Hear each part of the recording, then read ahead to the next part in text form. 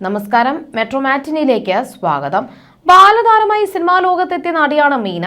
നടൻ ശിവാജി ഗണേശൻ നായകനായ നെഞ്ചകൾ എന്ന ചിത്രത്തിലായിരുന്നു ആദ്യമായി വേഷമിട്ടത്. നവയുഗം എന്ന തെലുങ്ക് ചിത്രത്തിലൂടെയാണ് മീന നായികയായി അരങ്ങേറ്റം കുറിക്കുന്നത്. 1990-ലായിരുന്നു അത്. അതേ വർഷം തന്നെ ഏരുനാപ്പ കത്തി എന്ന തമിഴ് ചിത്രത്തിലും നായികയായി തെന്നിന്ത്യൻ സിനിമയിൽ തന്റെ സ്ഥാനമുറപ്പിച്ചു.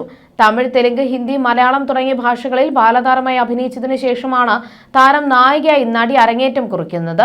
ശാലീന സൗന്ദര്യവും ശാന്തതയും ഒക്കെയായിരുന്നു നടി മീനയുടെ സൗന്ദര്യത്തിന്റെ പ്രത്യേകത.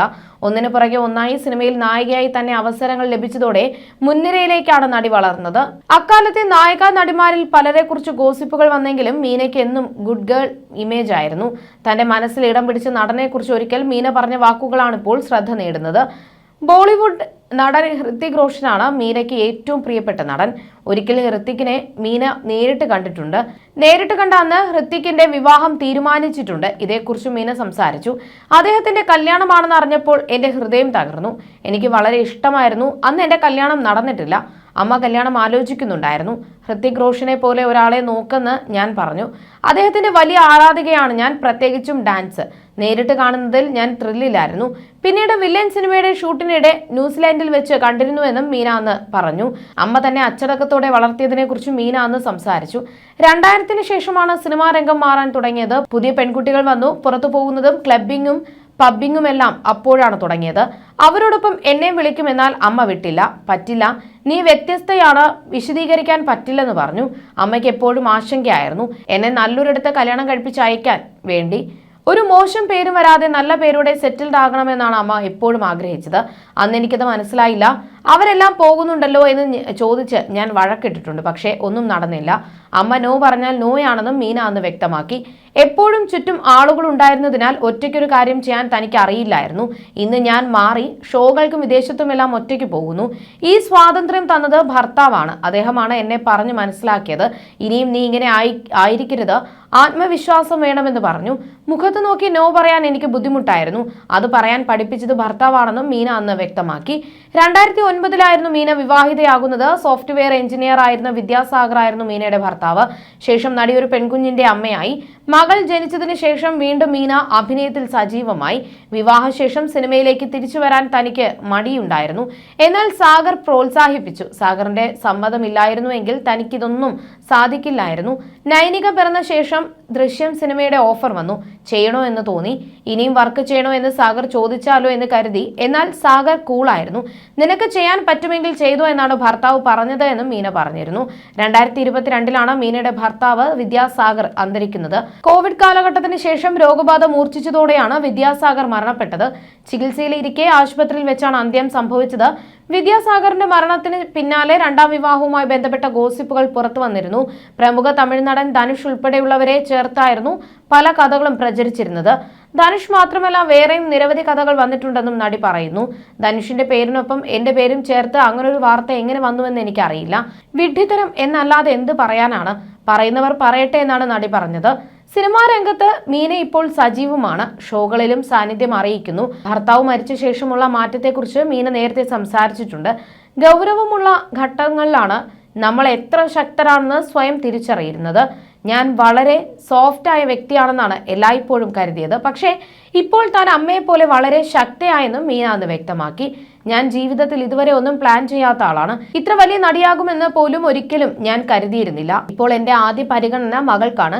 അവളേക്കാൾ പ്രാധാന്യമേറിയതൊന്നും എനിക്കില്ല. സിംഗിൾ പാരന്റ് ആയിരിക്കുക എന്നത് ബുദ്ധിമുട്ടുള്ള കാര്യമൊന്നും അല്ലെന്നാണ് എന്റെ വിശ്വാസം.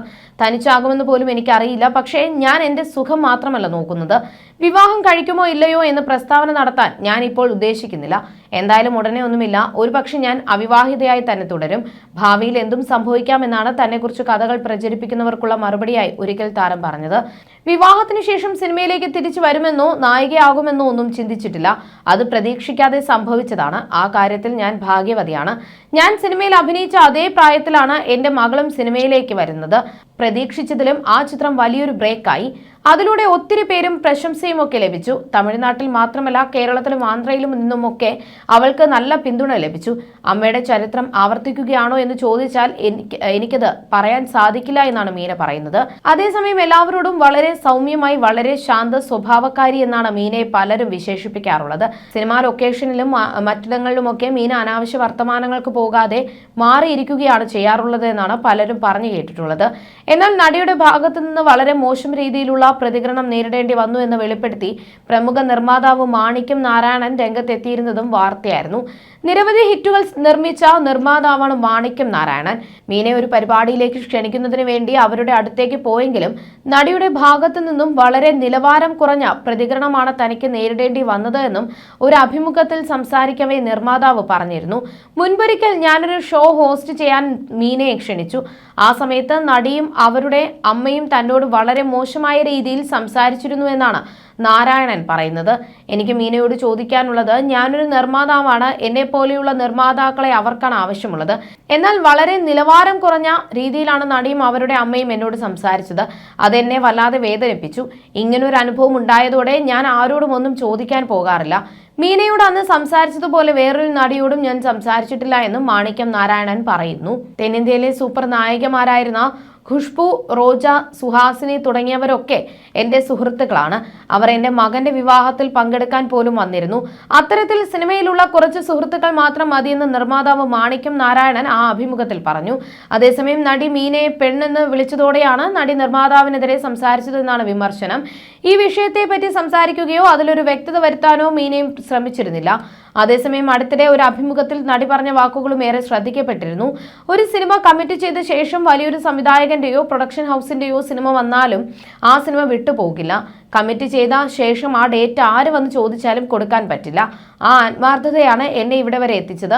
പലപ്പോഴും യാത്രകളിലാണ് ഉറങ്ങിയതും. 48 മണിക്കൂർ വരെ ഉറക്കമില്ലാതെ ഷൂട്ട് ചെയ്തിട്ടുണ്ട്. ഫ്ലൈറ്റ് യാത്രയിൽ 1 മണിക്കൂർ ഉറങ്ങുമായിരുന്നു എന്നും മീന വ്യക്തമാക്കി.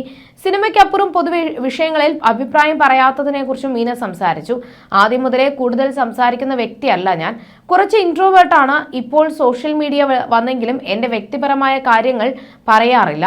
പ്രൊഫഷൻ അപ്പുറം ഞാൻ വളരെ സ്വകാര്യതയുള്ള വ്യക്തിയാണെന്നും ആ മീന അന്ന് വ്യക്തമാക്കിയിരുന്നു. You're watching me on metromatney.com. metromatney.com. Subscribe for more videos. Subscribe for more videos. Subscribe here for more videos. Subscribe now. Thank you.